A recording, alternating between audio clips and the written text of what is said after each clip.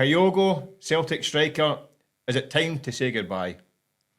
I think it probably is. Celtic have been... It's a sore one for Celtic fans. No sooner had they qualified for the Champions League playoff and news broke of Kyogo appearing to be on his way out. I think if we're brutally honest, Michael, he probably hasn't been the same player this season, maybe even for the last year. He's not the player they bought. You know, they're talking about a £10 million fee. That's more than double. Do you think it's a good idea to sell the Celtic's best striker in the middle of the January transfer window? Well, Celtic have been great at doing that, Michael. You know, selling at the right time. The guy has scored 85 goals for Celtic in 3.5 seasons. But I'm telling you, he's not the same player they bought. He's 30 years old. They'll double their money on him. You know, I think Ange Postecoglou said, don't get too sentimental. But, fans, don't get attached to your heroes. So I think it is a sore one, but it makes business sense. Yeah, but sometimes, I mean, Celtic are still... They're now in the knockout stages of the Champions League.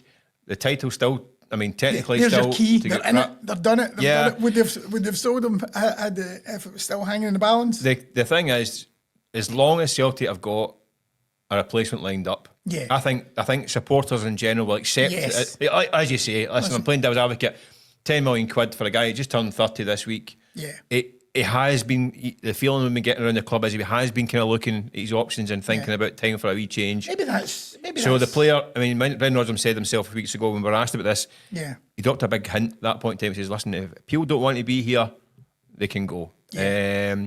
So I think he was laying the foundations at that point for this happening. Yeah. Maybe that's been a factor in his performances. I think he's been performing fairly pretty well. I mean, as good as maybe not quite. I think the way the Celtic play now is slightly different. It's maybe not quite. I mean, I remember these first couple of seasons he had Jota and Lila Bader who hit the byline and got across, and he scored a lot of similar goals. That kind of hit the byline, tap ins from inside the 6-yard box. Celtic don't play that kind of way anymore. They've got inverted wingers and all this kind of stuff. It slightly changes the way he plays. Best since Larson? No. At his peak? Best since Gary Hooper.